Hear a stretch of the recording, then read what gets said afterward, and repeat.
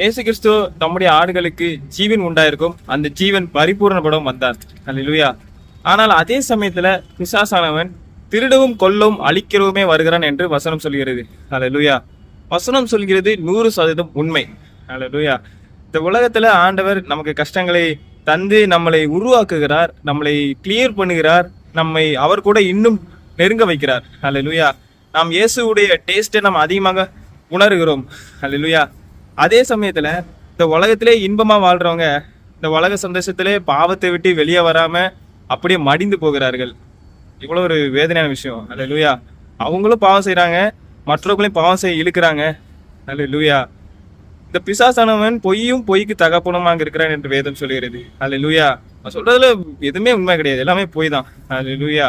இதை தரேன் அதை தரேன் அப்படிங்கிற மாதிரி வெளியில காமிச்சு ஃபர்ஸ்ட் கொஞ்சம் தருவான், ஆனா அதுக்கப்புறம் மொத்தமா ஆப்போசிட்டு ஆளையே காலி பண்ணிடுறது தான். அதான் பிசாசானவன். அல்லேலூயா.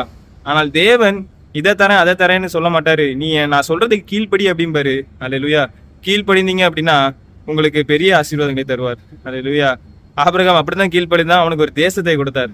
அல்லேலூயா. இஸ்ரவேல் ஜனங்கள் கீழ்ப்படிந்தாங்க, அவங்களுக்கு வாக்குத்தத்தம் பண்ணப்பட்ட தேசத்தை கொடுத்தார். அவருக்கு கீழ்ப்படிந்த எல்லாரையுமே ஆண்டவர் ஆசீர்வதித்து அவர்கள் பேர்ல ஒரு பெரிய காரியமே நடக்கும்படி செய்வார். அல்லேலூயா. பவுல் பவுல் எழுதின பைபிளை நம்ம இன்னைக்கு வரைக்கும் வாசிக்கிறோம். அல்லேலூயா. அவருக்கு ரத்த சாட்சியாக மரித்தவர்களை நம்ம இன்னைக்கு வரைக்கும் பார்க்கணும், தியானிக்கிறோம். அல்லேலூயா.